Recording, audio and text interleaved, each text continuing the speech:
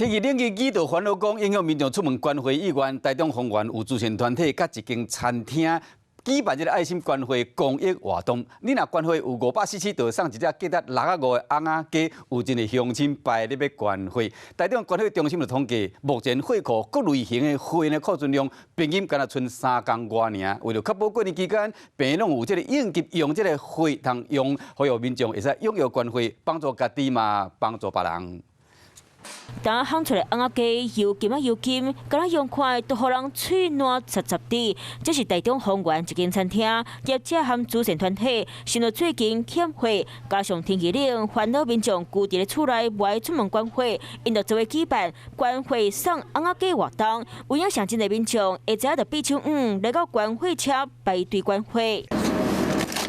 若是关500cc， 地当换一只翁仔鸡，价值是650，含量100分，真正是有够拍手的，比过去关怀送的牛奶和饼更加赞。因为是翁仔鸡嘛，对啊，所以会很吸引大家来。冬天血荒更严重啊，希望大家一起肩举袖子，一起捐血啊。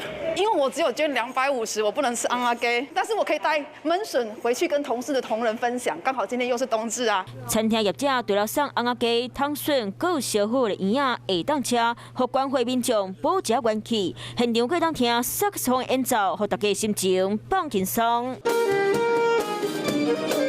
我们去年的话募集差不多140袋，那我今年目标希望是200袋，因为我觉得疫情解封比较好了，那我希望更多人来共襄盛举。台中关怀中心讲，为着过年时病的用费有够用，所以伫咧过年前的1个月改定做是关怀月。过年的时候我们要备足10天的血液库存量，过年才能好好的过年，因为过年其实还是有用血的需求。中部4县市一天大概使用1800袋。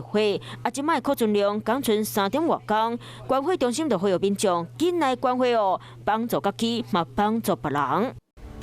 我是陈雅玲，想要跟我一起从零掌握天下事吗？赶紧按下华视新闻 YouTube 频道的订阅按钮，开启小铃铛，跟我一起探讨公共议题，给您最专业的华视新闻。